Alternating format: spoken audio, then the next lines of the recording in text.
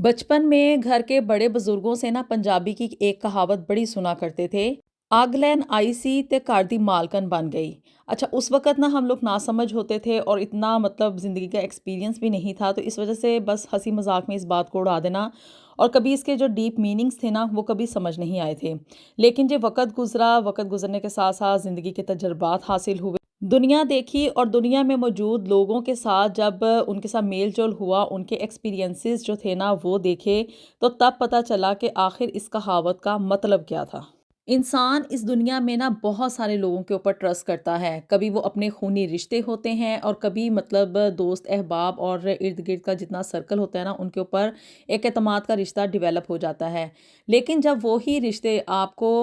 धोखा दे जाएं और आपको बीच रास्ते में एक ऐसे दोराहे पे लाके खड़ा कर दें कि जब आप ज़िंदगी में ना तो आगे बढ़ सकें और ना ही जो है ना वो वापसी का कोई रास्ता मौजूद हो, तो ऐसे में उस इंसान के ऊपर क्या बीतती है। आज आपके साथ यूके में रहने वाली राबिया की आप बीती शेयर करने जा रही हूँ, जिसे कि उसके आस्तीन के सांपों ने ही डस लिया।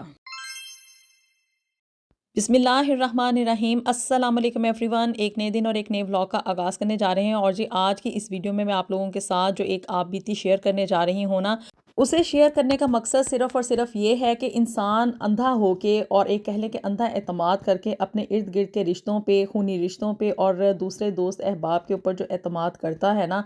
ये उसकी ज़िंदगी की सबसे बड़ी भूल होती है। कभी भी किसी भी सिचुएशन में, किसी भी सूरत हाल में इवन अपने जो सगे रिश्ते होते हैं ना, उनके ऊपर भी एतमाद नहीं करना चाहिए, तो दोस्त अहबाब तो बड़ी ही दूर की बात होते हैं। जी, तो ये कहानी है 2 दोस्तों की जो कि पाकिस्तान में रहती थीं, राबिया और फरवा।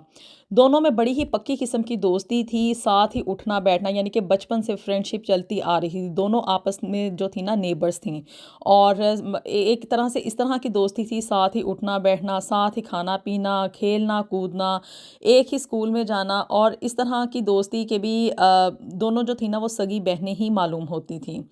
अब जी ज़िंदगी इसी तरह से चलती रही। अब ना कभी राबिया और ना ही कभी फ़रवा की माँ ने कोई एतराज़ किया कि भई इतनी ज़्यादा दोस्ती है कि भई दोनों जो थी ना अपनी माँ के साथ अपने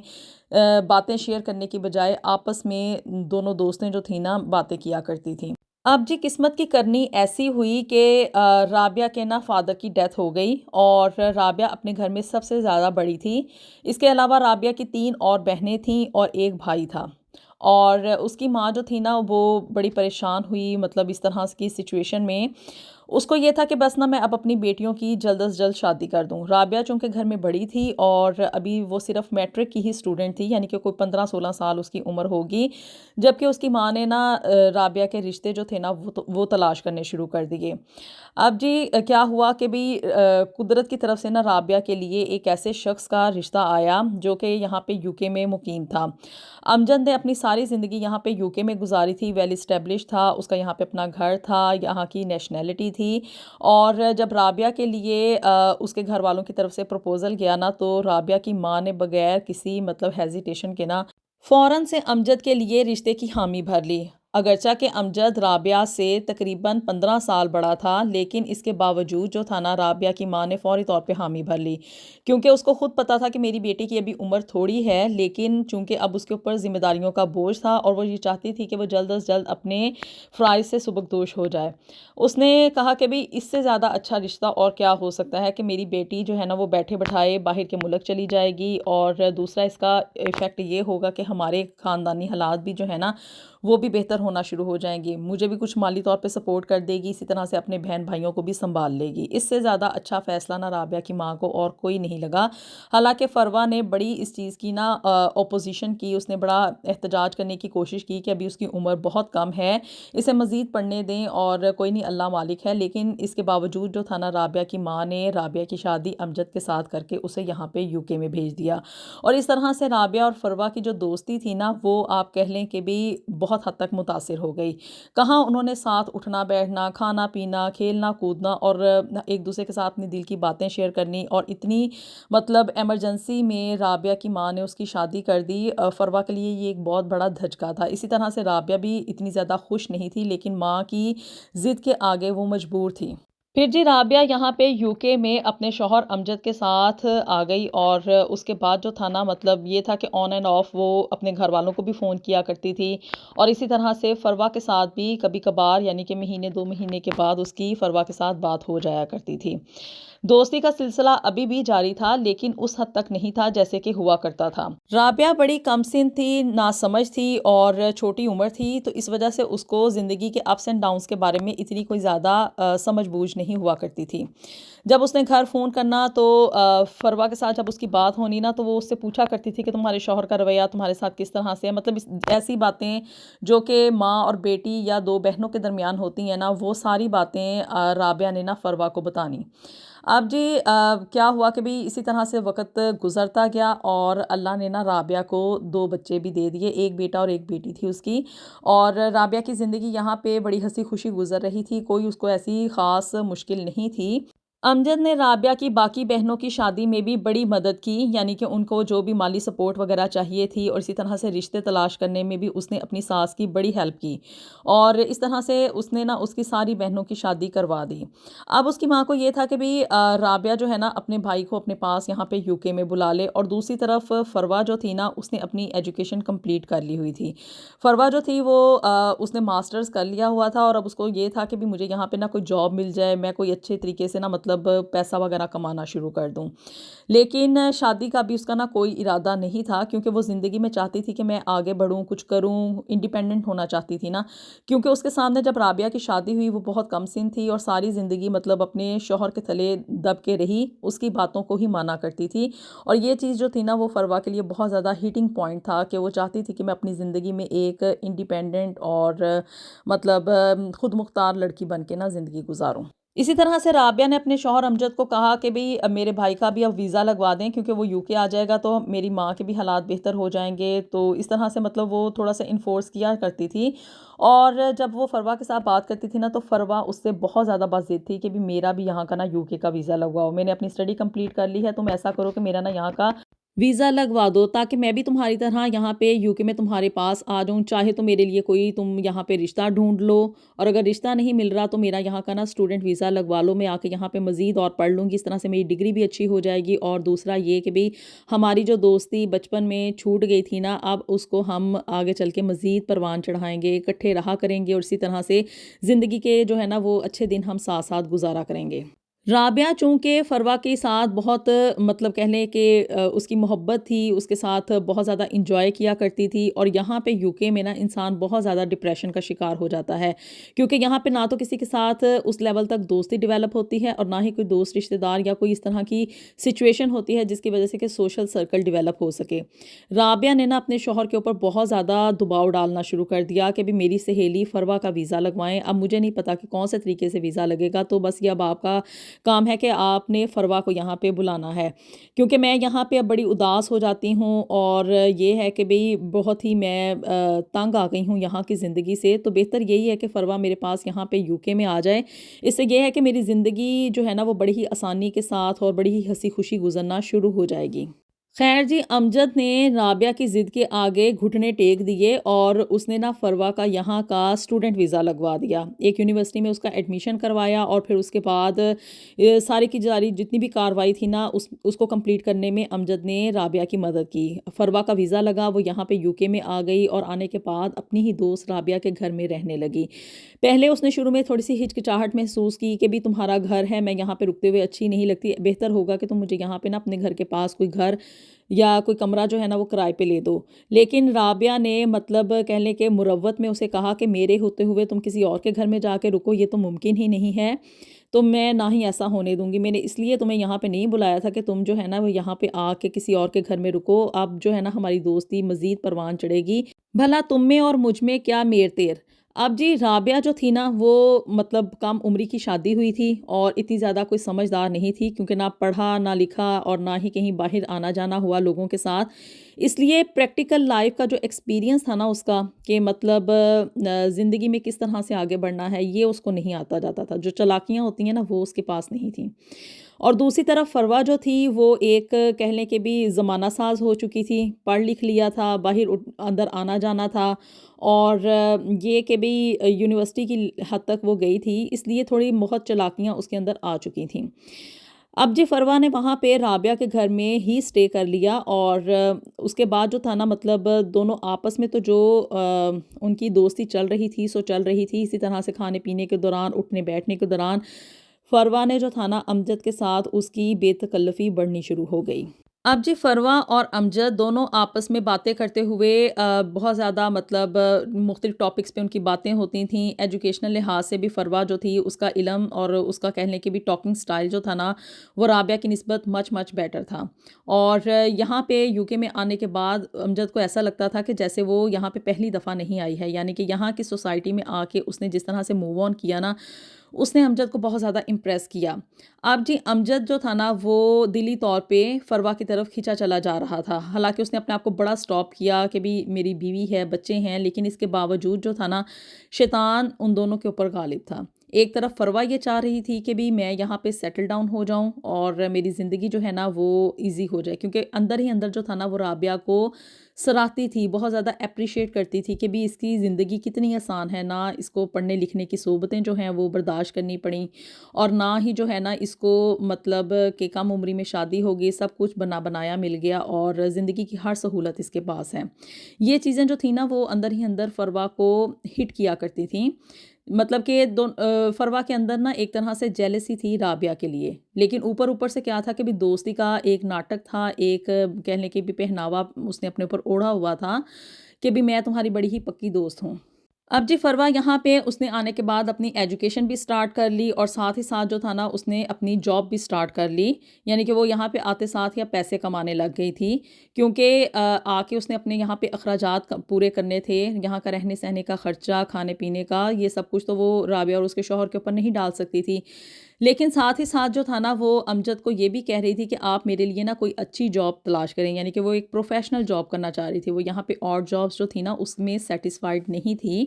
اب جی فروا کی پرسنالٹی سے امپریس ہو کے نا امجد کے بیہیویئر میں بہت زیادہ چڑچڑاپن آ چکا تھا، وہ جو کہ امجد رابعہ کے آگے پیچھے پھرا کرتا تھا اور اس کی ہر بات مانا کرتا تھا نا، وہ اب رابعہ کے اندر کیڑے نکالنا شروع ہو گیا تھا۔ تمہیں بولنا نہیں آتا، تمہیں بیٹھنا نہیں آتا، تمہیں ڈریسنگ سینس نہیں ہے، تم کسی قابل نہیں ہو، تم آ کے میرے اوپر بوجھ بن گئی ہو، وہ ساری کڑوی کسیلی باتیں جو کہ یہاں پہ UK کے رہنے والے لوگ ایک دوسرے کے ساتھ کرتے ہیں نا، یعنی کہ ساس بہو یا مطلب کہہ لیں کہ بھی ہسبینڈ وائف کے ریلیشن شپ میں، وہ ساری باتیں امجد اس کو تانوں کی شکل میں نہ دیا کرتا تھا۔ اور ساتھ ہی ساتھ اس کا کمپیریزن اس کی دوست فروا کے ساتھ بھی کیا کرتا تھا کہ اس کو دیکھو، اس کو کاپی کر لو، مطلب کہ تمہاری ہی دوست ہے، اور اس کی طرف دیکھ کے کچھ سبق حاصل کر لو کہ کپڑے کس طرح پہننے ہیں، دوسروں میں اٹھنا بیٹھنا کیسے ہے، اور جی مطلب اس طرح کی باتیں آپ انڈرسٹینڈ کر سکتے ہیں۔ اب جی یہ ساری چیزیں جو تھیں نا وہ رابعہ کے اندر نیگیٹیوٹی لے کر آ رہی تھیں۔ آف کورس آپ کسی کے اندر کیڑے نکالیں گے، اس کے اندر برائیاں گنوائیں گے جو کہ ساری زندگی آپ کو پہلے نظر نہیں آئیں، اور اب ایک اور لڑکی دیکھنے کے بعد آپ نے جو تھا نا وہ رابعہ کو کرٹیسائز کرنا شروع کر دیا تھا۔ اب چونکہ رابعہ جو تھی نا وہ اپنی دل کی ہر بات فروا کے ساتھ ہمیشہ سے شیئر کیا کرتی تھی، پاکستان میں تو رہتے ہوئے جو سچویشن تھی وہ تھی، لیکن یہاں پہ UK میں آنے کے بعد بھی نا وہ اپنی ہر بات آلموسٹ فون کے اوپر فروا کے ساتھ ڈسکس کیا کرتی تھی۔ اب تو وہ اس کے گھر میں آ گئی تھی، تو اب یہ کیسے پاسبل تھا کہ وہ امجد کے اس برے بیہیویئر کو جو تھا نا وہ فروا کے ساتھ ڈسکس نہ کرتی۔ خیر جی فروا نے اپنی حد تک اس کو بڑا مشورہ دیا کہ اس چیز کو اگنور کرو، کوئی بات نہیں، وقت کے ساتھ ساتھ خود ہی چیزیں جو ہے نا وہ ریزالو ہونا شروع ہو جائیں گی اور اس طرح کی بات، لیکن اندر ہی اندر سے کیا تھا کہ فروا نا یہ سب کچھ سن کے بڑی خوش ہو رہی تھی، اور اس کو مطلب جیسے انسان کو چاہ چڑھ جاتے ہیں نا کہ بھی مجھے اپریشیٹ کیا جا رہا ہے، میری چیزوں کو سراہا جا رہا ہے، اس کو یہ تھا کہ بھئی میں نا کسی طریقے سے نا کسی حد تک امجد کے دل میں اپنی جگہ بنانے میں کامیاب ہو گئی ہوں۔ ان چیزوں میں وہ مزید آگے بڑھی، مزید امجد کے ساتھ باتیں کیا کرتی تھی، اگرچہ کہ رابعہ وہاں پہ موجود ہوتی تھی، لیکن کہنے کو تو وہ صرف جاب کی حد تک باتیں تھیں، اور جی مطلب کسی ایجوکیشنل ٹاپک کے اوپر باتیں ہو جاتی تھی، لیکن اندر ہی اندر کیا تھا کہ فروا امجد کو مزید امپریس کرنے کی کوشش کر رہی تھی۔ پھر جی ایک دن کیا ہوا کہ بھی امجد نا رابعہ کو اپنے ساتھ اپنے کسی دوست کے گھر برتھ ڈے پارٹی پر لے کے گیا، اور بچے بھی ساتھ ہی تھے۔ فروا پیچھے گھر میں تھی، لیکن کیا تھا کہ ابھی رابعہ نا مطلب آپ کہہ لیں اتنی زیادہ اس میں کانفیڈنس نہیں ہوا کرتا تھا کہ وہ کسی لوگوں میں جا کے بیٹھے اور اس طرح کی پارٹیز کو نا مطلب اس میں اٹھنا بیٹھنا ہو اس کا، کیونکہ کم عمری میں شادی ہوئی تھی۔ تو جی وہاں پہ پارٹی میں نا برتھ ڈے کیک کے اوپر رابعہ کے ہاتھوں سے کوئی چیز گر گئی، جس کی وجہ سے کیا تھا کہ سارے کا سارا کیک جو تھا نا وہ تباہ و برباد ہو گیا، اور اس طرح سے برتھ ڈے پارٹی جو تھی نا وہ ریون ہو چکی تھی۔ امجد کو اس چیز کے اوپر بڑا غصہ آیا، اس نے سب کے سامنے جو تھا نا وہ رابعہ کو ڈانٹنا شروع کر دیا کہ تم ایک جاہل عورت ہو، تمہیں اٹھنا بیٹھنا نہیں آتا، تمہیں کسی کام کو کرنے کا ڈھنگ نہیں آتا، تمہیں جو ہے وہ مطلب اس طرح کی باتیں کرتے کرتے نا وہ اتنا طیش میں آ گیا کہ اس نے سب لوگوں کے سامنے نا رابعہ کے منہ کے اوپر تھپڑ دے مارا۔ رابعہ کو اپنی بہت زیادہ انسلٹ فیل ہوئی۔ آف کورس کسی کے ساتھ اگر اس طرح کا بیہیویئر سب لوگوں کے سامنے کیا جائے تو اس کو اب اچھا تو فیل نہیں ہوگا، لیکن خیر وہ وہیں پہ اپنے آنسو پی گئی، لیکن اس نے کوئی بھی لفظ نہیں کہا، بلکہ آگے سے وہ معافیاں مانگنے لگی۔ گھر آنے کے بعد جو تھا نا رابعہ پھٹ پڑی اور اس نے امجد کو کہا کہ یہ کیا تم نے میرے ساتھ وہاں پہ رویہ اختیار کیا۔ امجد نے جو تھا وہ بھی آگے سے بڑا ذرا فرسٹریٹڈ تھا، رابعہ سے تنگ آیا ہوا تھا، جو باتیں وہ وہاں پہ پارٹی میں کر رہا تھا اب آ کے اس نے یہاں پہ گھر میں کھلے عام کرنی شروع کر دیں۔ اب تو کوئی اس کو روکنے ٹوکنے والا بھی نہیں تھا۔ اس نے اس چیز کا بھی خیال نہیں کیا کہ اس کی دوست جو ہے نا فروا وہ سن رہی ہوگی یہ سارا کچھ۔ خیر جی دونوں میں بہت زیادہ کہا سنی ہوئی، اور کیا تھا کہ امجد نے نا طیش میں آ کے رابعہ کو طلاق دے دی، اور نہ صرف اس نے رابعہ کو طلاق دی بلکہ اس نے رابعہ کی اور بچوں کی ٹکٹ کروا کے نا ان کو کہا کہ آپ لوگ نا پاکستان چلے جائیں۔ اب جی رابعہ بہت زیادہ مطلب ایک سکتے کی حالت میں تھی، اس کو سمجھ نہیں آ رہی تھی کہ میں کروں تو کیا کروں۔ اگر وہ واپس پاکستان جاتی تھی تو جا کے ماں کے اوپر بوجھ بننا تھا، اور مزید یہ کہ اپنے بچے بھی وہ لے کے چلی جاتی۔ برٹش وہ یہاں پہ ہو چکی تھی اور بچے بھی اس کے برٹش تھے۔ اب اس نے کیا کیا کہ اس نے نا جہاز میں بیٹھنے کی بجائے وہاں پہ پولیس کو کال کر لیا اور ان کو بتایا کہ اس طرح سے میرے ہسبینڈ نے مجھے ڈائیورس دے دی ہے اور ہمیں گھر سے نکال دیا ہے، تو پاکستان ہم لوگ جا نہیں سکتے کیونکہ وہاں پہ ہمارا کوئی پرسان حال نہیں ہے۔ خیر جی اب پولیس کے پاس کیس جا چکا تھا، تو اس کے بعد کیا کہ ان لوگوں کو نا وہاں کی جو سوشل سیکیورٹی والے تھے نا وہ لے گئے رہنے کے لیے، ان کو گھر بھی دیا اور ساتھ ہی ساتھ جو تھا نا اس کے بچوں کا خرچہ بھی اٹھایا۔ رابعہ کے لیے یہ سب کچھ اتنا اچانک اور کہہ لیں کہ ڈرامائی طور پہ ہوا تھا کہ اس کو سمجھ ہی نہیں آ رہی تھی کہ میں فروا کو اپنے ساتھ لے کے جاؤں یا اس کو کہوں گھر سے چلی جائے یا کچھ اس طرح کا سینیریو ہو۔ خیر اب چونکہ وہ اس گھر سے نکل چکی تھی اور اب چونکہ وہ یہاں کی مطلب گورنمنٹ کے انڈر آ گئی تھی، تو اس لیے اس نے اس بارے میں زیادہ نہیں سوچا کہ اب فروا کہاں گئی ہوگی یا اس کے ساتھ کیا ہوا ہوگا۔ رابعہ نے اپنی زندگی یہاں پہ UK میں ہی گزارنی شروع کر دی، کیونکہ اب یہاں پہ اس نے جاب بھی کرنی شروع کر دی تھی اور بچوں کا خرچہ ویسے بھی یہاں کی گورنمنٹ اٹھا رہی تھی، ساتھ ہی ساتھ وہ اپنی جاب کر کے بھی مطلب کچھ دال دلیا جو تھا نا وہ کر رہی تھی، کیونکہ پاکستان جا کے تو یہ پاسبل نہیں تھا کہ وہ وہاں پہ اپنے بچے سنبھال سکتی۔ اس سارے انسیڈنٹ کو نہ ہوئے تقریباً 1 سال سے بھی زیادہ کا عرصہ گزر چکا تھا جبکہ وہ وہاں پہ نا جاب کر رہی تھی۔ ایک دن اچانک اس نے وہاں پہ فروا کو دیکھا، اور فروا وہاں پہ شاپنگ کرنے کے لیے آئی ہوئی تھی، اور جی فروا نے اس کے ساتھ تھوڑی بہت ہیلو ہائی کی اور اس کا حال چال پوچھا کہ کس حال میں ہو، تم تو پاکستان نہیں چلی گئی تھی۔ اس نے کہا نہیں میرے لیے یہ ممکن نہیں تھا کہ میں پاکستان جا کے اپنے بچوں کو سنبھال سکتی، اس لیے میں نے یہاں کی جو تھی نا گورنمنٹ اس سے مدد لی، اور اس طرح سے میں اور میرے بچے اب یہاں پہ UK میں ہی رہتے ہیں۔ ابھی فروا اور رابعہ کی باتیں چل ہی رہی تھی کہ پیچھے سے امجد نے فروا کو آواز دی،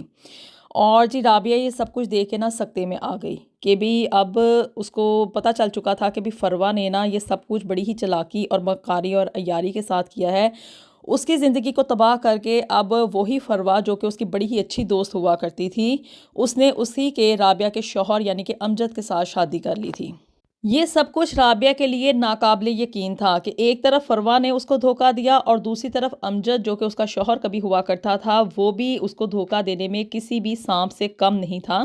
رابعہ میں کوئی عیب نہ ہوتے ہوئے بھی امجد نے اس کے اندر جان بوجھ کے عیب ڈالے، اس کے اندر کیڑے نکالے، اس کو ذہنی طور پہ ٹارچر کیا، نہ صرف ذہنی طور پہ بلکہ فزیکلی بھی اس کو ٹارچر کیا، اور اتنی حد تک پہنچ گیا کہ اس کو اپنی زندگی سے ہی نکال دیا۔ لیکن جی اب پچھتائے کیا ہوت جب چڑیاں چگ گئیں کھیت، اور یہ تھا کہ رابعہ کی ہستی بستی زندگی کو اس کی اپنی ہی دوست نے جو تھا نا اس کو دھوکہ دیا اور اس کی زندگی میں آگ لگا دی۔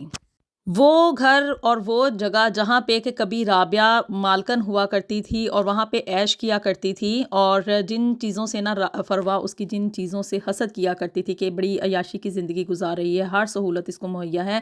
اب وہ ساری چیزیں جو تھی نا فروا اس کو انجوائے کر رہی تھی۔ तो जी यहाँ पे सबक है सब ख़वातीन के लिए, चाहे वो यूके में हैं या पाकिस्तान में हैं या दुनिया के किसी भी मुल्क में रहती हैं, कि अपने घर के अंदर ना कभी भी किसी दूसरी औरत को दखल अंदाज़ी मत करने दें। चाहे वो आपकी सगी दोस्त ही क्यों ना हो, चाहे वो आपकी बचपन की ही दोस्त क्यों ना हो, क्योंकि ये दोस्तियाँ और इस तरह के रिश्ते ही होते हैं जो कि आपको धोखा देते हैं, आपसे हसद करते हैं। आप लोगों ने अपनी राय से मुझे ज़रूर आगाह करना है कि आप लोग इस बारे में क्या सोचते हैं, कि ये जो दोस्तियां हैं ये इंसान के लिए मतलब एक भलाई का सौदा है, या कि उसकी मतलब कह लें कि ज़िंदगियों की खुशियों को ख़त्म करने का सौदा है। अपनी राय से आप लोगों ने मुझे ज़रूर आगाह करना है। वीडियो पसंद आई तो इसको लाजमी लाइक एंड शेयर भी कर दें, और जो मेरे चैनल को भी जल्दी से सब्सक्राइब कर दें। मिलेंगे आपसे नेक्स्ट वीडियो में with something new and something very interesting. Until then, अल्लाह हाफिज़।